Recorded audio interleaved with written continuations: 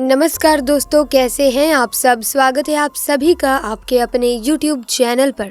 दोस्तों, कहते हैं कि नागमणि की रोशनी बहुत ही ज़्यादा तेज़ होती है और इसका प्रकाश कई किलोमीटर दूर से भी दिख सकता है।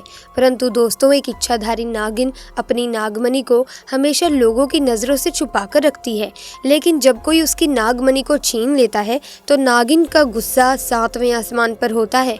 ऐसी ही एक सच्ची घटना आज हम आपको बताने वाले हैं, जो कि बिहार के दरभंगा के गांव में घटित हुई। कहते हैं दोस्तों कि जब स्वाति नक्षत्र की पहली बारिश होती है तो उसकी पहली बूंद अगर कोबरा सांप के मुंह में चली जाए तो वो सांप अपने मुंह में नागमणि उत्पन्न करता है। जब एक सांप नागमणि पा लेता है उसमें कई सारी शक्तियां आ जाती हैं, जैसे कि नाग का मनुष्य रूप धारण करना, मनचाही जगह पर पलक झपकते ही पहुंच जाना, अपना आकार कितना भी बड़ा कर देना और कितना भी छोटा हो जाना। ये सभी शक्तियां उसके पास आ जाती हैं। दोस्तों, ये गांव जंगल के बिल्कुल करीब बसा हुआ है। इसी गांव में सुनील और सनी नाम के दो व्यक्ति रहते थे। दोनों के बीच काफी अच्छी दोस्ती थी और दिन के समय दोनों ही बकरियों को चराने के लिए जंगल में जाया करते थे। उसी जंगल में एक इच्छाधारी नागिन अपने नाग के साथ रहती थी और अपनी नागमणि की रखवाली किया करती थी।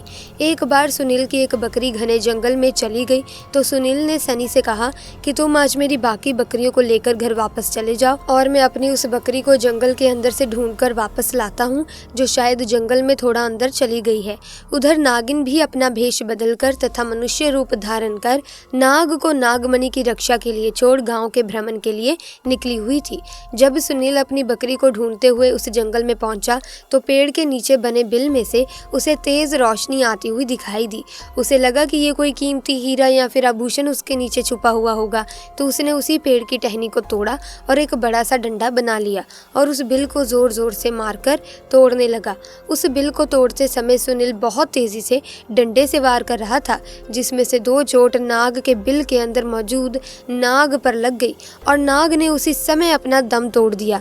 जब सुनील ने मरे हुए नाग को देखा और उसके पास तेज चमकती हुई मणि को देखा तो वो समझ गया कि वो चमकती हुई चीज और कुछ नहीं बल्कि एक नागमणि है। उसने पहले नाग को डंडे से हिलाया और ये सुनिश्चित किया कि नाग मर गया है या फिर जिंदा है। फिर उसने जब इस बात को पक्का कर लिया कि नाग मर गया है तो उसने अपनी जेब से रुमाल निकालकर उसके अंदर उस नागमणि को रख लिया और भागता हुआ तेजी से घर को निकल गया और ये भी भूल गया कि जंगल में अपनी बकरी को वो ढूंढने आया था और वो बकरी अभी भी जंगल में ही रह गई है। इधर जब नागिन वापस अपने बिल की तरफ लौटी तो जैसे ही उसने नागमणि गायब पाई और अपने नाग को मरा हुआ देखा तो वो गुस्से से आग बबूला हो गई। उसने अपनी शक्ति से नाग की आंखों में ये देख लिया कि उसके नाग का कातिल कौन है। सुनील ने अब एक बहुत बड़ी गलती कर दी थी। उसने नाग के मरे हुए शरीर को वहीं जंगल में ही छोड़ दिया था।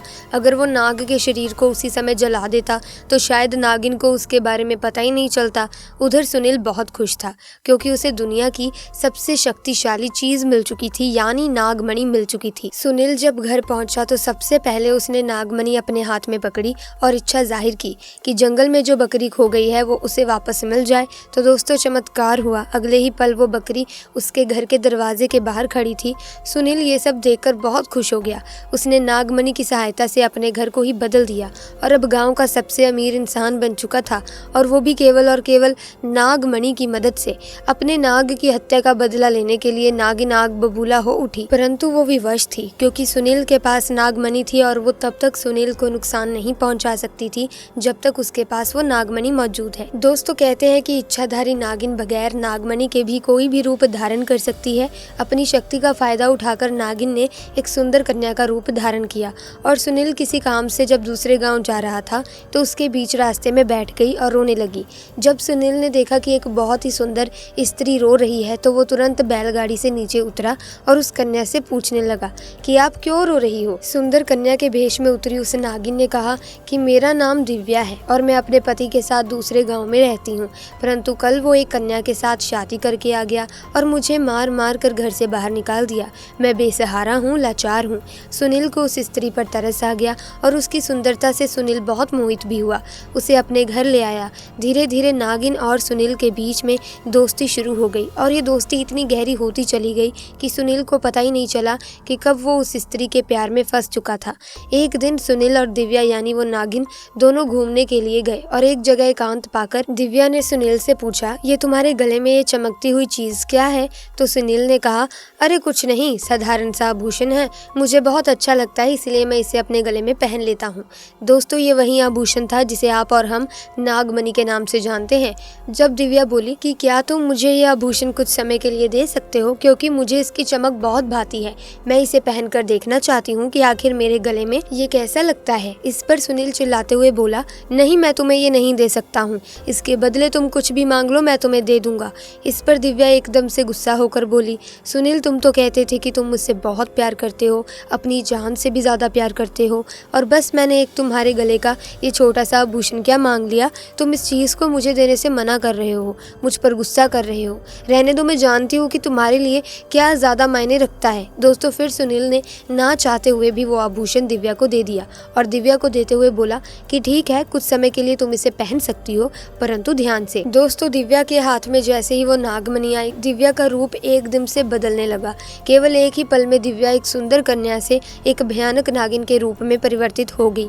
उसका चेहरा बिल्कुल नाग सा हो गया और उसने कई बार सुनील को डसा और डस डस कर उसे मार दिया।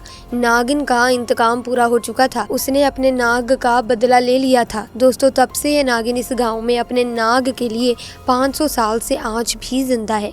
इसके बाद से वहाँ कुछ ऐसी घटनाएं सुनने में आई हैं जिसे सुनकर हर कोई हैरान है। वहाँ के स्थानीय लोगों का कहना है कि उन्होंने एक नागिन को महादेव की पूजा करते देखा है और इसके बाद अचानक वो नागिन कहाँ गायब हो जाती है किसी को नहीं मालूम। जब इस बारे में गांव के मंदिर के पुजारी जी से बात की गई तो मंदिर के पुजारी का कहना था कि अपने नाग की मौत के बाद से ही नागिन भयंकर रूप धारण करके अपने नाग को ढूंढ रही है और जिस तरह से पिछले 500 सालों से महादेव की पूजा करती थी आज भी वही करती आ रही है। नागिन इस मंदिर में आती है और भगवान शिव से अपनी प्रार्थना कर बिना किसी को नुकसान पहुंचाए चली जाती है।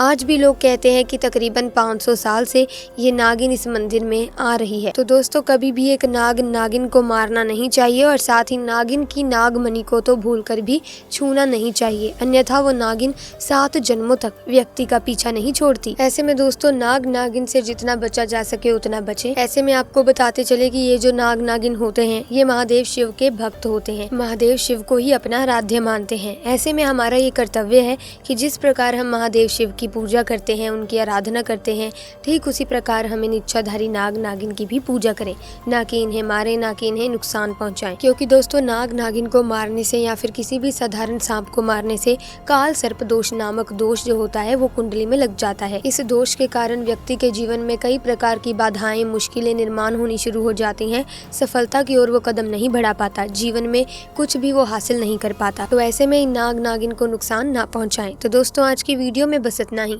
अगर वीडियो अच्छी लगी तो वीडियो को लाइक करें, शेयर करें और चैनल को सब्सक्राइब करके बेल आइकन को प्रेस कर दें ताकि नए वीडियोस की अपडेट आपको मिलती रहे। मिलेंगे दोस्तों अन्य वीडियो में नई घटना के साथ, तब तक के लिए आपका बहुत बहुत धन्यवाद।